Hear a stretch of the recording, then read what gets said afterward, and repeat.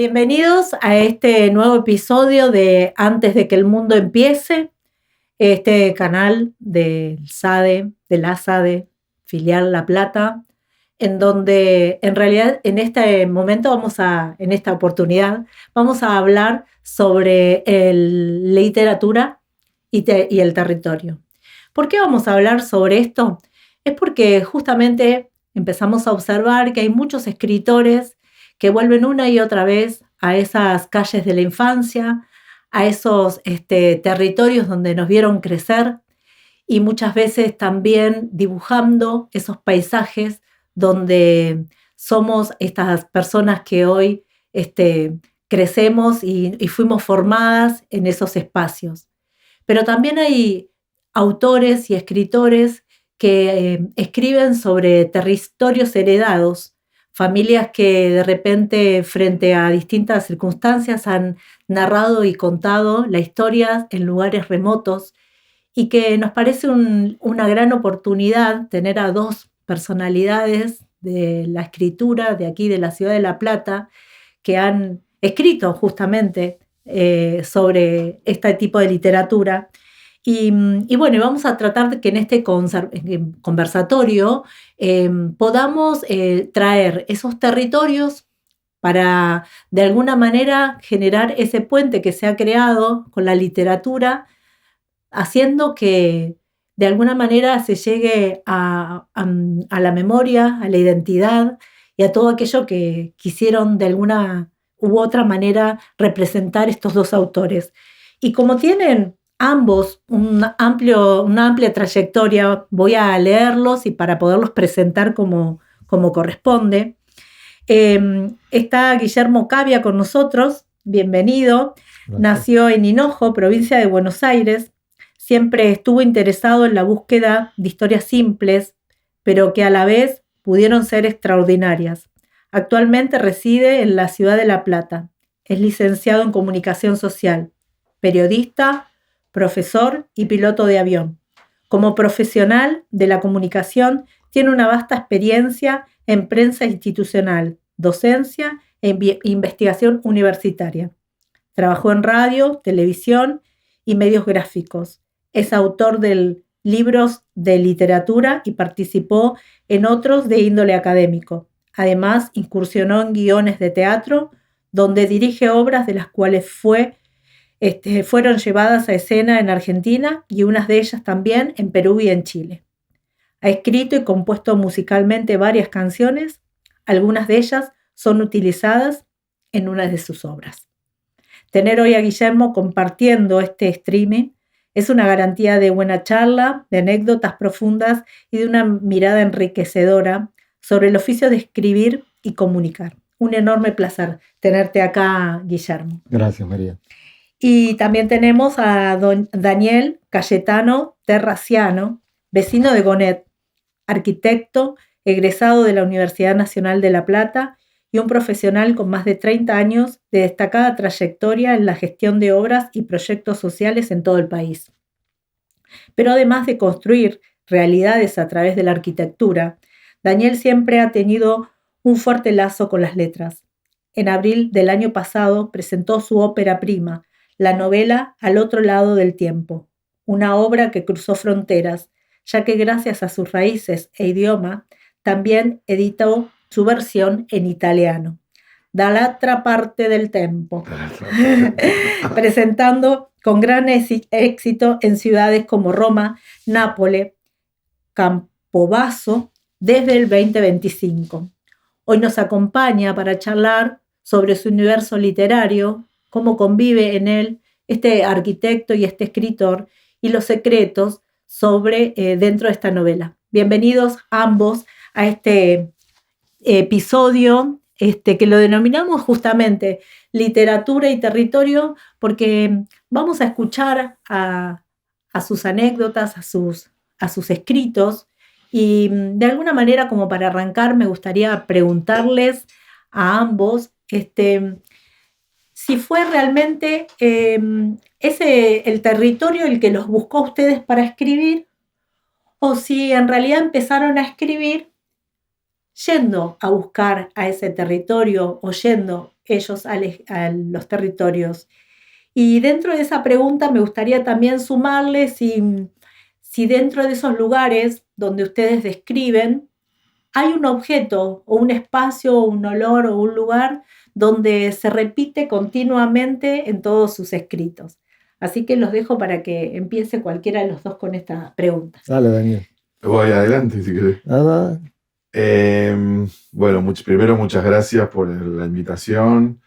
Es un honor estar acá y realmente me siento halagado por poder venir a contar un poco de mi experiencia y de esto que a mí me superó todas las expectativas y todos los mejores pronósticos que yo tenía para con este proyecto. Y como para responder a tu pregunta, yo sentí desde niño, yo soy hijo de inmigrantes de primera generación, mis padres son italianos, mi mamá vive, mi papá falleció va a ser 10 años en octubre, pero siempre vivimos con el legado en cuanto a lo que es costumbres, raíces, escuchar hablar de su lugar, de su tierra, de que si bien ellos se adaptaron y siempre toda su vida estuvieron agradecidos a esta tierra que los cobijó, a esta tierra que les dio lo más importante que buscaban en el mundo, que era paz y poder subsistir en paz y en armonía con la vida, sí, con el trabajo, poder querer a sus hijos, ganarse el pan trabajando. Todo eso lo fuimos mamando desde pequeño y yo sentí desde siempre una especial, no sé, como una especial incentivo, necesidad, motivación, un fuerte magnetismo con este tipo de cosas que me despertaban demasiada ansiedad desde pequeño, desde que tenía 6, 7 años. En mi casa, en la casa de mis abuelos, se hablaba la lengua napolitana, porque ellos no sabían hablar. Mi mamá vino de Italia a los 7 años y no sabía ni hablar, ni conocía a nadie, y tuvo que empezar a aprender en una escuela acá en La Plata, en Diagonal 74 y 62, que está la escuela 42. Sí. Y mi papá vino a los 17 años, entonces yo siempre escuché hablar y yo soñaba y no podía, casi como ya era como no sé cómo decirlo, como psicológicamente, como algo que no me dejaba... que no lo podías dejar, digamos. Que no, aparte manera, yo necesitaba conocer lo que tanto escuchaba y tanto, hasta que a los 18 años pude hacerlo por primera vez. Digamos que cuando vos estás hablando de que lo pudiste hacer a los 18 años, ¿estás hablando de que pudiste viajar o de que pudiste escribirlo? No, pude viajar primero. Okay. Pudiste ir al territorio, digamos, pudiste ir al lugar. Pude ir a constatar, digamos, con mis propios ojos las cosas que escuché durante años. Claro. Y eso lo empecé a acumular.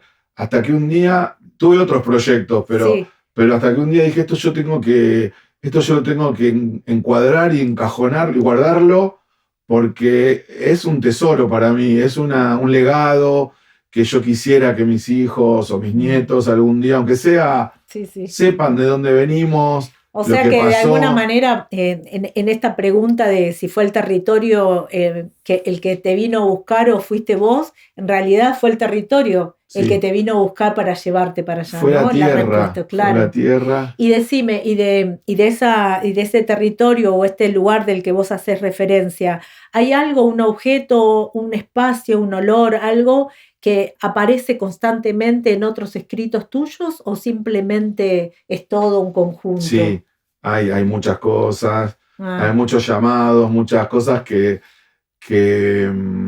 me hacen referencia, hacen música, es la música. Nosotros, yo decía, nosotros éramos niños argentinos, pero yo no había escuchado, nosotros no escuchábamos ni tango, ni folclore, ni nosotros escuchábamos ópera y como canzonetas napolitanas. Okay. Que se escuchaba, mi papá ponía la radio italiana el domingo a las 8 de la mañana, Claro. que había un programa Italianísima. Entonces, O sea todo que eso me aparece la atraía. música, aparece también de alguna manera las El costumbres, arte, las de allá. costumbres, las tradiciones, las formas de cocina, las formas de subsistencia. Okay. Yo cuento un poco acá que la tierra para mis padres significaba generar el sustento cotidiano.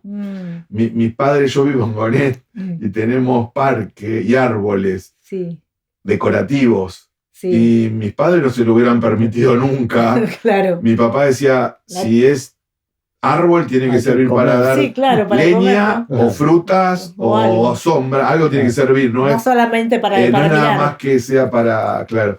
Y la tierra igual, la tierra, nosotros no teníamos parque, teníamos quintas, que en mi casa, la de mis tíos, la de mis abuelos, gallinas, conejos, y eso lo aprendimos. Después vas y ves que en el mismo lugar donde estaban ahora, las cosas eran iguales. Ellos reproducían lo mismo. Mis abuelos paternos hicieron una casa de 2 pisos, la quinta estaba abajo, mi abuela arriba tenía la cocina y por la baranda tenían una soga con una canasta. Entonces cuando había tomate o rabanitos o un zapallo, lo ponía y mi abuela tiraba de la correa. Y si ustedes conocen o si me gustaría que presten que lo observen, si llegan alguno a viajar a Nápoles o a los lugares, todavía están las sogas colgadas con las canastas, porque hay mucha gente que vive arriba para no estar subiendo y bajando la escalera. Claro. O sea, con esas pequeñas cosas. Las transcribiste todas. Y después yo digo que al otro lado del tiempo, porque se me armó una sinergia entre el tiempo y el territorio, en los lugares. Okay. O sea, de golpe estamos del otro lado de ¿qué? ¿Del mar o del tiempo? Porque yo podía ser una persona que estuve ahí. Claro. ¿O no? Bueno, porque de alguna manera también uno que tiene familiares también en Italia, es como que tenemos adentro en nuestro ADN, y cuando llegamos, como hoy me contabas, cuando llegamos a esos espacios, indudablemente los sentimos como propios, ¿no? Vamos a pasar a escuchar a Guille, a ver qué nos tiene para contar de su libro, este libro que se llama Hinojo, entre cuentos. En realidad, yo creo que nosotros 3 estamos acá y que no es azar estar acá, porque las cosas que tuvieron que pasar en todo el universo para que pudiéramos estar acá. Okay. Vivimos permanentemente en un realismo mágico.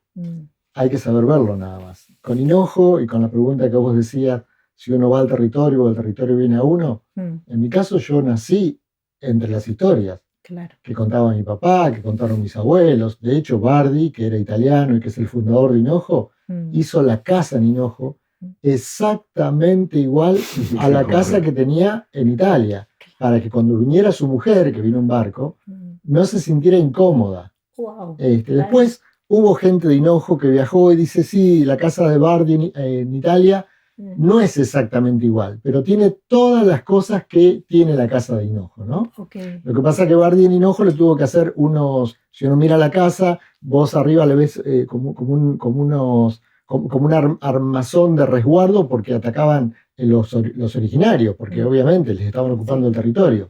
Entonces, todo eso confluía en Hinojo, Okay. Hinojo y toda la zona. Contanos dónde queda Hinojo. Hinojo es el centro geográfico del mundo. Ok. Es el centro geográfico de la provincia de Buenos Aires. De hecho, hay un monolito que dice que es el centro geográfico ahí. Perfecto. Y es un lugar que para mí mágico, donde hay mucha gente de trabajo, mucha gente que tiene historias, y que vos decís de pronto, vas caminando por una calle y no te das cuenta que por esa misma calle un día pasó Mitre, perseguido por por los indios de Cachul y de Catriel, y también de Namuncurá, que estaban todos ahí. Entonces está lleno de historias. Historias del pasado, historias del presente y de un intermedio también. Así que Hinojo entre cuentos es eso. Ok, y decime, ¿y de ese lugar hay algún objeto, algo que vos lo traes constantemente? Sí, en todas las historias, tanto en Hinojo entre cuentos como en la novela, que es un pozo, el viento atraviesa siempre la historia. El viento. Siempre está el viento como... Ok, el viento. No porque sea una zona ventosa, sino que siempre el viento es como que une todas las historias. Y de hecho hay cuentos que hablan del pozo sin todavía que el pozo sea una novela, ¿no? Claro.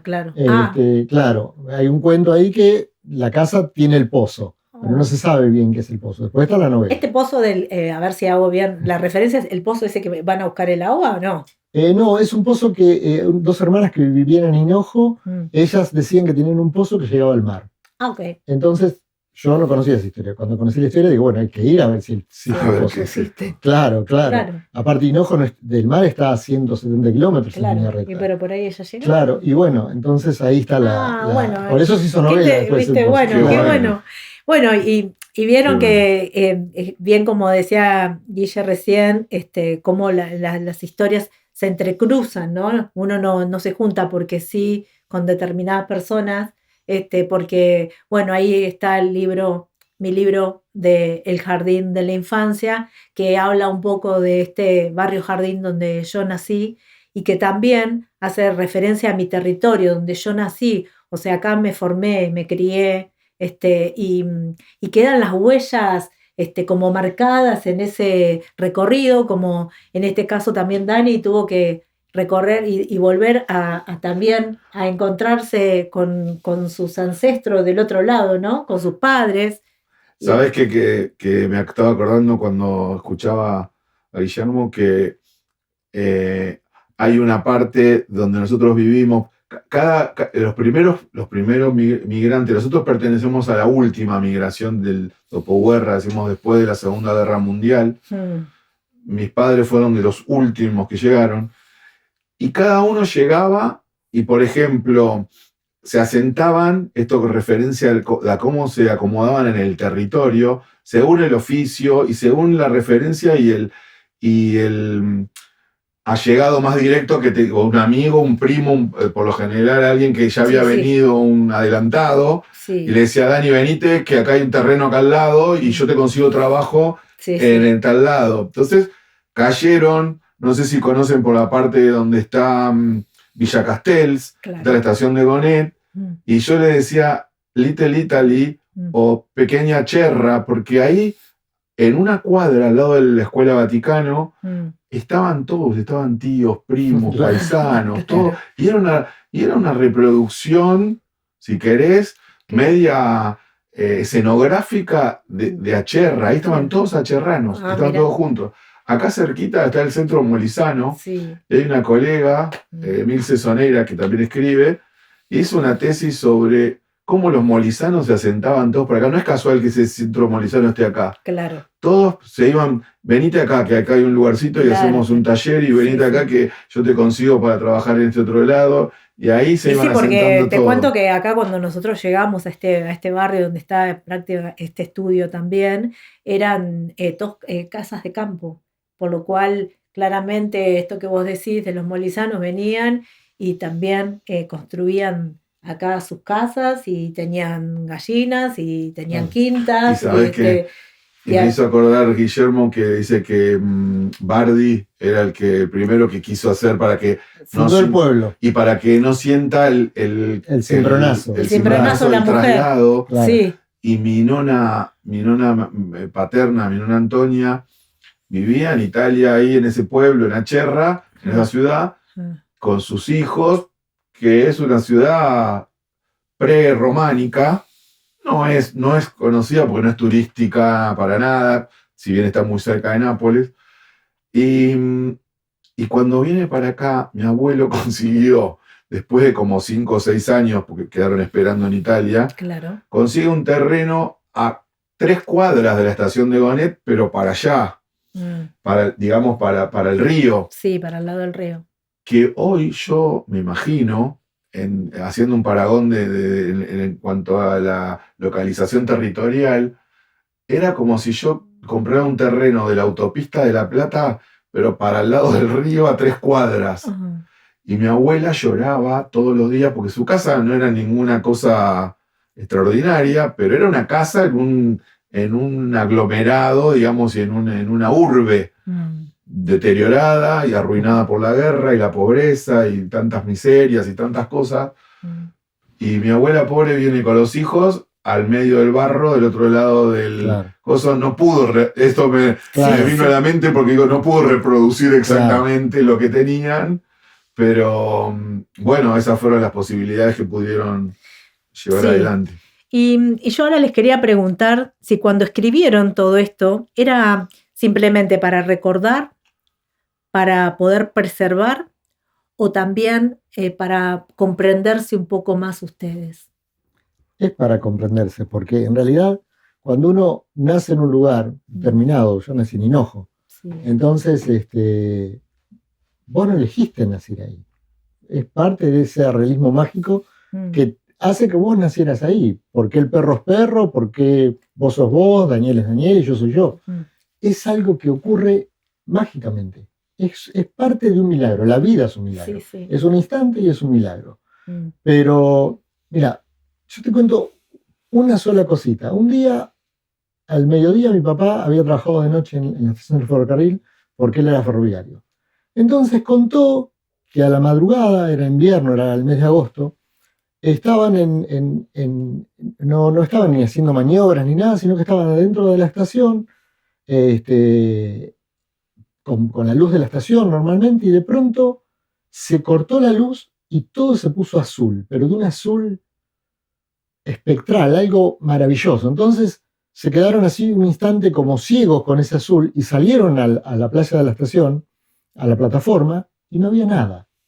No había nada. Escucharon un estruendo terrible.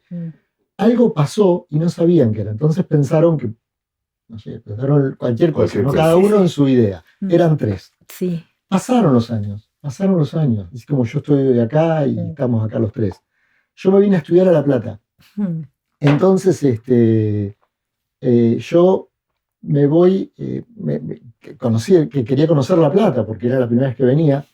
Y me fui un día al Museo de Ciencias Naturales. Cuando entro, están todos los meteoritos. Había una vitrina especial que decía meteorito caído en Hinojo, provincia de Buenos Aires. En la fecha donde mi papá contaba la historia. Claro. Eso fue lo que pasó. Y yo me encontré con el meteorito, ¿entendés? Era un fragmento, una cosa chiquitita. Pero como pasó así, y que seguramente era mucho más grande, y después se deshizo, y ese pedazo fue encontrado en Hinojo. Mira. Así que ahí encontraste de alguna manera la respuesta. La respuesta de todas las cosas. Claro, Entonces, que al escribir. ¿cómo no lo vas a escribir? Exacto. De hecho, esa historia no está escrita. Pero la cuento siempre porque es el principio de todo. ¿Viste? Yo me quedé así cuando mi papá me lo contó. Y después con el tiempo dije, no, acá está la clave, es la llave. Esa es la llave. Sí, es la llave. Y si bien es un poco para comprender, también es un poco para preservar, ¿no? También, exactamente. Para preservar esa historia, porque 3 personas que escucharon o vieron esa situación hoy tienen una respuesta en función en este caso vos que lo pudiste contar. Sí, decimos. Yo creo que en mi caso, yo no sé si consciente o inconscientemente, me pasa que es una combinación de las 3 cosas. O sea, no podría decir que lo hice para que quede esto registrado. Hay cosas que a mí me gusta preservarlas, esto de mantener la historia, el legado, que sepan. Me ayuda a conocer cosas, descubrí cosas, intercambié información mientras estaba escribiendo para tener más data, para tener más cosas. Entonces aprendí. Mi tío me dice, le digo, yo estaba escribiendo y necesito todo, que ustedes me cuenten todo, lo que les parezca lo más tonto, a mí me sirve. Mi tío, que todavía vive, me dice, yo a tu papá lo conocí en la estación de trenes. Y yo tenía 7 años, me dice. que era su hermano. Oh. Porque mi papá quedó último en Italia esperando que le juntaran dinero para poder venir. Vino mi abuelo solo primero, después trajo mi abuela con mis tíos más pequeños, que entre eso estaba mi tío Vincenzo. Y me dice, digo, pero ¿cómo no me dijiste esto? Yo en 40, 50 años no había escuchado nunca esta historia. Sí. Y es una cosa muy, muy pequeña, pero es fuerte. Son cosas que... Sí, significativa, ¿no? Porque ahí es cuando uno toma conciencia de esto que acabas de decir, de que se conocieron ya siendo grandes, ya habiendo vivido un tiempo, ¿no? Mi abuela, perdón, mi abuela sí que te dije que es siciliana. Cuando ella nació, su padre se vino a vivir acá y resulta que comentó que, bueno, que venía, compraba los pasajes y mandaba a buscar a la familia. Y mi abuela con 14 años no conocía a su papá, así que lo conoció cuando ella tenía 14 años y llegó acá a la Argentina. Así que también tengo cosas escritas acerca de esa historia, que así como cuenta Dani, les decía, contame todo, y en aquel momento registrábamos, que a veces no sabemos por qué registramos, ¿no? Por qué anotamos todo, pero hay algo interno adentro que nos dice, bueno, hay que anotar para después contar. Genealogía. Yo hacía estudio genealógico de todas las ramas, de todo, hasta donde pude indagar. Y sabés que me pasó una situación parecida a lo que contaba Guille de mi abuelo materno. Se compró un terreno, así como mi abuelo paterno había comprado ahí en el medio del pantano. Mi abuelo había comprado en 63, 29 y 30, que era campo en ese momento. ¿Y sabés qué año era? El año 55. ¿Dónde sería la ¿Y sabés zona? qué pasó? Sí. Mi abuelo estaba empezando a construir la casa y se puso a hacer una fosa, como una trinchera para refugiarse. ¿A que no sabes por qué? ¿Por qué? Porque estaban los bombardeos en Plaza de Mayo. Y mi abuelo dice yo, vengo de la guerra. Y hay guerra otra vez acá. No entendía bien qué estaba pasando, pero tuvo que suspender la obra y hacer una excavación para protegerse. Suponía que se tocó acá. Claro. Sí. Y ahora me viene otra pregunta que había anotado por acá, donde en sus textos aparecen no solo los lugares, por todo lo que estamos escuchando, sino también aparecen abuelos, familiares, vecinos. Claro. ¿Y qué lugar ocupan dentro de ustedes al escribir estos personajes? Y en Hinojo entre cuentos hay una mujer que se enamoró de también una familia italiana, porque Italia está atravesado en el libro, porque Hinojo está lleno de italianos. De hecho, mis abuelos son italianos. Claro. Entonces, ¿se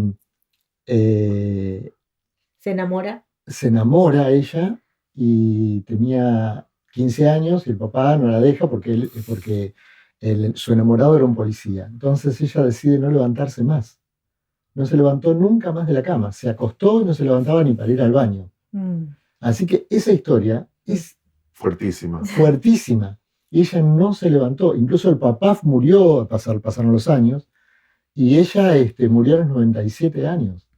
Y nunca se levantó de la cama. Solamente la sacaron de la cama cuando falleció y la llevaron al cementerio.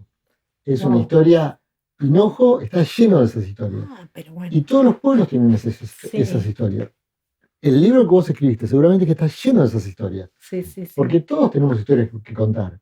Y entonces ahí está lo que vos preguntás. Ahí están los protagonistas. Los protagonistas. La gente la mujer que la cuidó durante muchos años. Los curas que eran de Montevillano, que también es una virgen de Italia. Que se quedaron con la casa y que la cuidaron a todo momento estuvieron con me hace ella. acordar esto a una entrevista que hicimos la vez anterior, de que hay algunos escritores, o en algunas obras escribimos para otros, ¿no? Porque me da la sensación de que vos escribiste no solamente para vos o para seguramente aparecerán familiares tuyos, me supongo, pero también para esos otros, esta mujer, ¿no? Que no tuvo voz porque no las pudieron escuchar, que quería, como vos decís, estaba enamorada y quería casarse y no le permitieron, entonces vos le diste la voz a esa mujer en tu escrito, ¿no?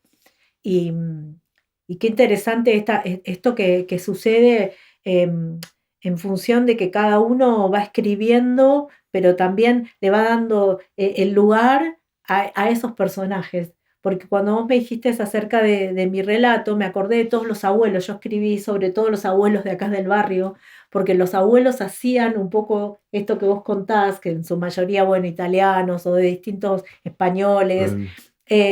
No solamente nos cuidaban a todos los niños que estábamos acá en el barrio, sino también nos hacían comida y nos invitaban a ir a las casas a comer, Sí. y nos mostraban un poco cómo vivían en otros lugares, ¿no? Claro. Entonces, seguramente en vos también habrá hecho su huella todas Seguro. estas familias, ¿no? Que Yo tuve una dicha, digamos, de poder disfrutar de mis abuelos por muchos años. O sea, yo tengo 58 años y mi mamá me tuvo a los 20 años. O sea que mi mamá vive y la disfruto, y mis abuelos los disfruté casi hasta los 45, casi 50 años. No, 45. Y compartimos muchas cosas y son espectaculares las enseñanzas y las charlas entre abuelos y nietos. Respecto a lo que vos preguntaste, que estaba diciendo hace un rato, Sí. voy a decir algo que es un poco egoísta, pero Sí. ¿sabés qué? Yo escribí un poco para mí. Sí. No, Capaz que pero esté está muy mal bien. y políticamente incorrecto No, no. decirlo, pero todo yo decía, yo esto lo tengo que dejar acá. Y ¿sabés que me pasó algo que para mí fue una maravilla? Sí. Que la gente me decía, hablaste de nosotros. O sea, usaste Eso. otros nombres Claro. y usaste otros lugares, pero Sí, y estamos en realidad, representados, digamos. y hasta españoles Sí, y claro. portugueses me dijeron, porque todos fueron atravesados por el destierro, por la migración, por la falta de trabajo, por la Sí. miseria, por el hambre. Entonces hay historias que cambian los apellidos y alguna localización o alguna distribución territorial, pero No. las historias son comunes, o sea, Sí, todos se sí. tuvieron que... Igual, Daniel, cuando hice referencia a cuando escribimos para otros, siempre empezamos a escribir desde nosotros, pero termina siendo para los otros. ¿Me entendés? Sí, Escribimos sí. para nosotros, pues está bien lo que vos decís. Yo escribí para mí. Claro, yo cuando escribí dije, yo le quiero dejar esto a mis hijos, porque, bueno, infancias como la mía, ahí está el egoísmo, como ¿Y la mía sabés? seguramente no va a existir.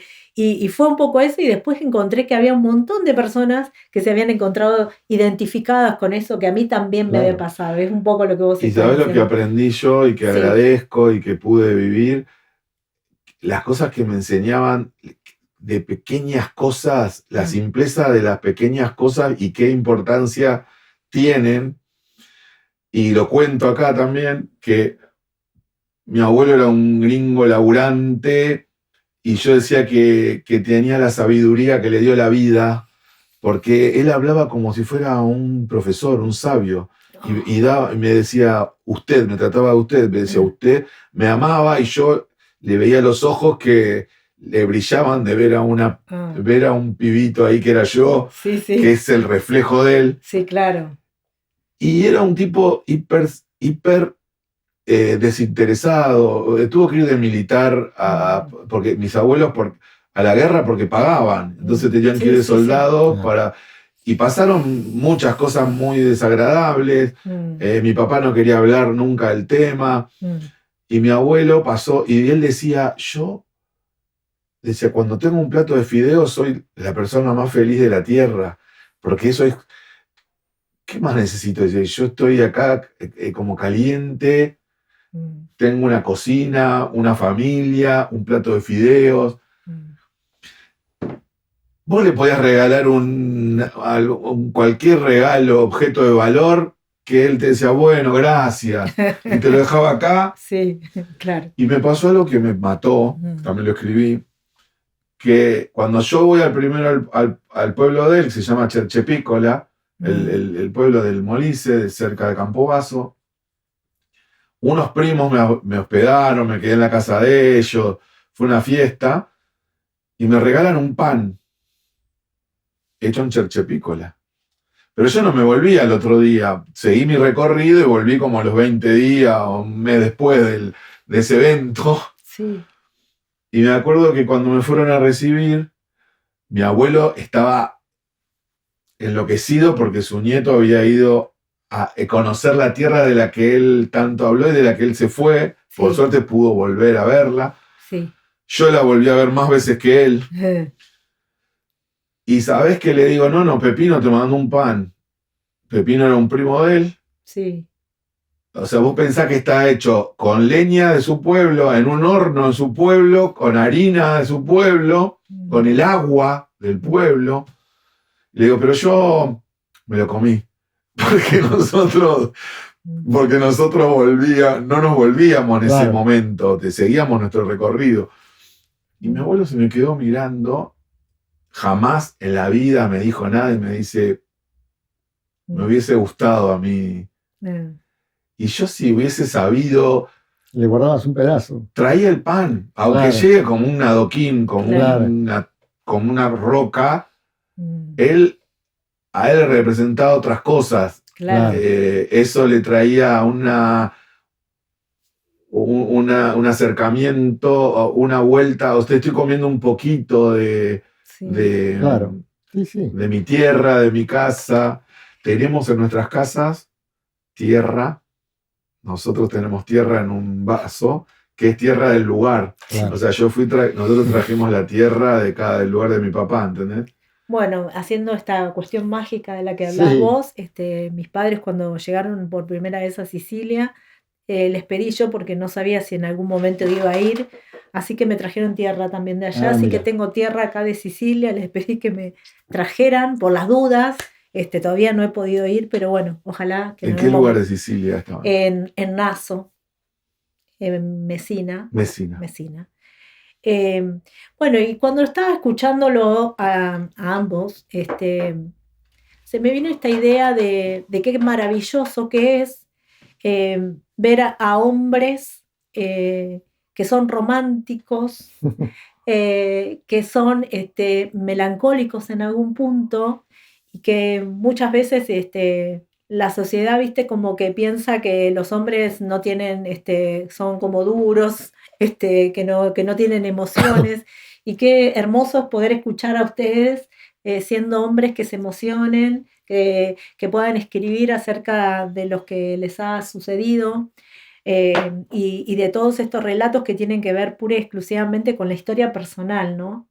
Que no habla ni más ni menos de algo tan importante que es sobre nosotros. Y pensaba también en que en cada uno de ustedes, cuando las personas que ahora ustedes van a presentar, obviamente sus libros y van a leer algo de ellos, cuando una persona, un lector, toma sus libros y los cierra, ¿qué piensan ustedes o qué les gustaría que ese lector que cierra ese libro se quede con la parte que ustedes quieren transmitir? Más allá de que el lector siempre toma, obviamente, lo que cada uno quiere o necesita, pero de parte de ustedes, ¿qué sería aquello que a ustedes les gustaría que al cerrar el libro esa persona María, se quede? Sí. A las menos de 24 horas que yo presenté el libro, te juro que me tiemblan las manos la cantidad de devoluciones y de cosas que recibí que merecerían que escriba, que las guarde, que las archive, no sé cómo, guardar todas las devoluciones que tuve. Y yo, ¿sabés qué dije? Sentí como que había logrado, viste que la botellita con el mensaje adentro del papelito llegó a otro lado, ¿entendés? Que lo recepcionaron, ¿entendés? Porque yo no sabía si iba a ser si ni siquiera iba a ser capaz de poder hacer todo el proceso, tuve que aprender, tuve que informarme, me leí 400 libros de la misma temática, de otros grandes autores. No sé si escucharon hablar de Antonio Dalmaceto. Sí. Antonio Dalmaceto es un italiano también que empezó a escribir y escribía historias parecidas. Entonces, cuando yo contaba, me lo recomendaron para que lea, entonces me leí todas las historias. vos decime si estamos bien o si puedo hablar está perfecto, o no. Leocadia y el mar. Y sí, y sabés que me emocionó hasta las vértebras porque mi abuelo y mi papá nos contaban un cuento que en Italia, bueno, Almaceto lo escribió en el libro, yo lo había escrito también antes y él también lo había escrito. Claro. Me sorprendió. Te sorprendiste porque cuando lo tomaste al autor, vos habías hecho algo similar. Él está considerado en la temática esta como un gran referente de este tema. Claro. El cuento, lo hago rápido, es que en la miseria que había, en la falta de oportunidades de trabajo que había en Italia, decían que Argentina se perfilaba para ser potencia mundial, éramos la cuarta, quinta potencia mundial, era lo mismo en esa época, era casi lo mismo ir a Estados Unidos, a Australia, a Brasil o Argentina, más o menos era lo mismo, lo único distinto eran las distancias y las referencias y lo que decíamos. Entonces, dice que se encontraban los paisanos en Italia y decían, tenés que ir a Argentina, es impresionante el trabajo que hay. Sí. Pero es impresionante, exageraban. Sí. Y las tierras, ¿no? Y la cantidad de trabajo. Me dice, mirá, para hacerlo sencillo, le decía, solamente hay que ir y juntar la plata del piso. Es tanto lo que hay. Ellos magnificaban y lo graficaban como, es ir y juntar la plata del piso. Como era una cosa que era trabajo. De hecho, mis abuelos decían que salían de trabajar cuando terminaba el día y te paraban en otro lado, decían, ¿no querés venir a trabajar conmigo? ¿Cuánto te pagan en tu lugar? Y te ofrecían 5 pesos más por hora para que vengas a trabajar con él. Eran muchas oportunidades. Claro. Que mis abuelos participaron en la construcción de la República de los Niños, en un montón de lugares, ¿viste? Okay. De ahí, y sabés cómo era el cuento, le decía, es ir y juntar la plata. Entonces dice que bajaban del barco, este paisano que escuchó todas estas charlas en Italia, y bajan con los bolsos, las valijas, todo así. Cuando están bajando, hay un billete de 1.000 pesos de la época tirado en el piso. Y lo mira. Literal. Claro, y lo mira y no lo podía agarrar porque tenía todas las cosas y dijo, lo pateó al agua y dijo, empiezo mañana a juntar el dinero. Dice, como diciendo, era tanto. Y Antonio lo había escrito en el libro, el mismo cuento que yo lo escuché 20 veces, contarlo en mi casa, como nos decían, por qué habían venido, qué ofrecía Argentina para que sea tentadora. Después en Italia me decían, ¿cómo se les ocurrió irse tan lejos? Claro. Tu abuelo estaba loco. Porque éramos del otro lado del mundo. Pero sí, tardaban un montón en llegar. Respecto a la pregunta que vos hiciste, sucedió en Hinojo que mucha gente fue a ver la casa donde estaba el pozo. Okay. Mucha gente. Y también pasó que hubo una llegada turística por la zona y llevaban Hinojo entre cuentos, entonces iban leyendo los cuentos y iban a los lugares donde ocurrió cada cosa. Así que esa es la mejor devolución para mí. Esa es la mejor devolución, claro. Pero digo, en cuando vos lo escribiste no tenías como un objetivo. No, para nada. Fue sorpresa, porque claro. En ambos casos es sorpresa, que bueno, porque de alguna manera otra cosa que nos liga es eso. De que cuando yo también lo escribí, las sorpresas fueron la gente que me decía, quiero el libro porque a mí también me pasó en el barrio, ¿no? Y entonces, y siguen queriendo y no tenés más, está agotado. Y también tengo que ser honesto y sincero y reconocer que no critico mi carrera en la arquitectura porque no me puedo quejar. Uno siempre quisiera que te vaya mejor o me fue bien. Pero tuve una catarata de satisfacciones y de evoluciones y encontré en este ámbito, en este ambiente, gente con un corazón más generoso. Me sentí como que me incluían en un lugar y que valoraban, no sé qué, mi proyecto, mi idea. Tu sensibilidad también para la hora de... No sé, eso realmente me... Bueno, por eso también surge este espacio de este streaming, porque A mí me ha sucedido exactamente lo mismo a la hora de llegar a la SADE y encontrarme con Hugo, bueno, con muchos, con Selva, con muchos compañeros que también me hacían sentir como que era parte de, si bien también soy docente y estoy feliz con la carrera que llevo, me ha sucedido también exactamente lo mismo, sentir una generosidad, una humildad, una escucha bueno, que se ve que nosotros, los seres humanos, no por ser escritores, necesitamos escucharnos. Y para esto de escucharnos, los vamos a escuchar a ellos ahora, que nos presenten a sus libros y que nos lean algo que hayan traído para poder compartir con cada uno de ustedes. Así que el que quiera empezar, obviamente, vamos. En realidad yo, sabes que no traje nada, yo no preparé nada, no sé si habría algo como para poder leer. Cualquier cosita así, o el prólogo o algo de atrás de tu libro. Sí, por ahí podría leer algo que escribió Andrés Mazzitelli, que está en la... Fíjate que este libro está todo desarmado porque está agotado este libro. Ya no... Bueno, vamos. Hay que seguir. presentación. Vamos a hacer presentación los tres de nuestros propios libros. Andrés Mazzitelli es un... Los anteojos, unos tenés puestos. Sí, pero tengo los de leer. Y por ahí te puedo prestar estos, si te sirven, no sé. Puedo leer, pero... Bueno, ahora si no Andrés Mazzitelli me das y te leo yo. Es un autor de Tres Arroyos, que es dramaturgo y escribe cuentos y ha escrito muchos libros. Dice que no existe tal cosa como un pueblo pequeño. En un pueblo cabe en realidad el universo entero y sobra espacio para un par de galaxias. No necesita 1000 calles para dar nombre a la distancia, ni 1.000.000 de nosotros, indiferentes para definir la palabra soledad. Y siempre a la vuelta de la esquina o aquí enfrente, a cada rato, cuando parece que nada sucede la magia y todo es igual y nada es lo mismo.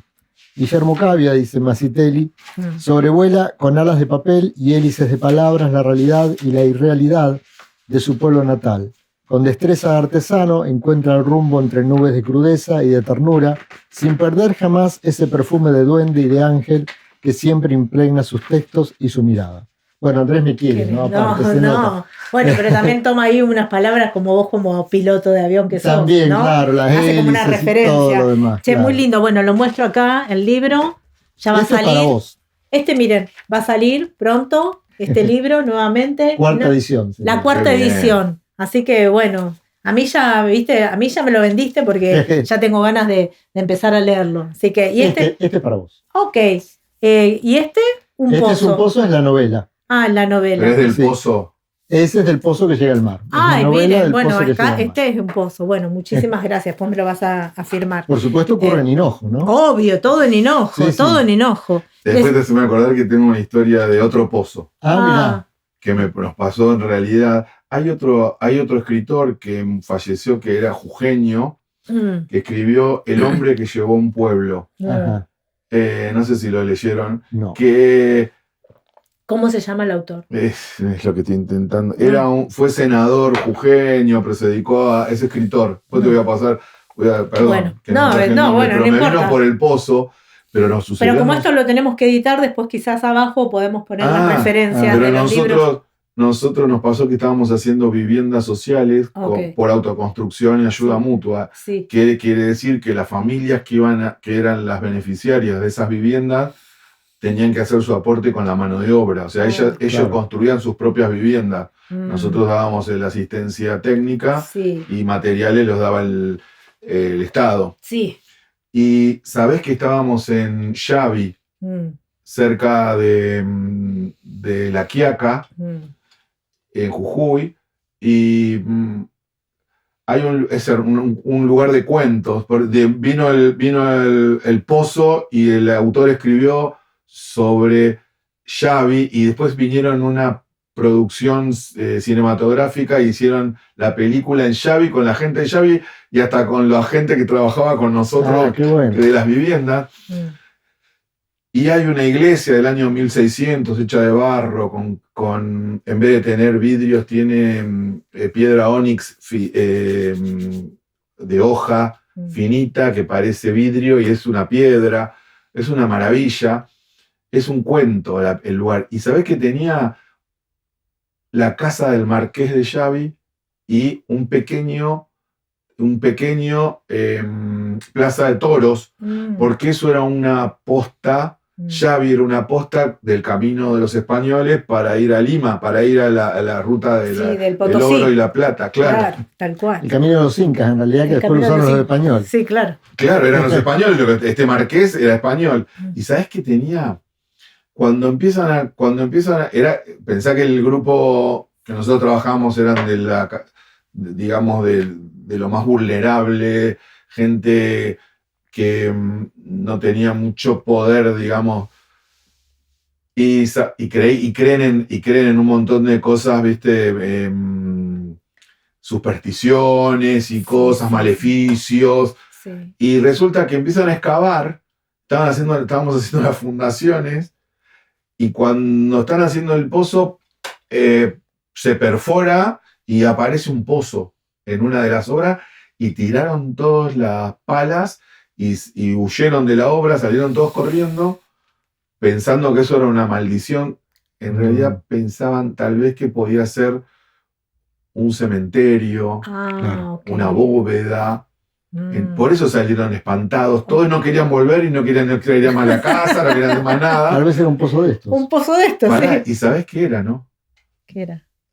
Desde la casa del Marqués había un túnel que salía un arroyo, pero como que te dijera a 300 metros de donde estaba la casa, y el arroyo son arroyos secos porque ahí es muy aluvional el clima, entonces no llueve nunca, por ahí llueve. Sí. Entonces salía como si fuera un gran zanjón, un gran canal, salía un agujero así del costado, que se tapó con el tiempo, pero el canal había quedado. Esa era la fuga ante cualquier invasión en el pueblo, que lo querían atrapar al Marqués. Claro, el tiempo se escapaba por ahí. Y se iba por el pero fue una historia maravillosa que nos sucedió, de verdad. Bueno, acá traje,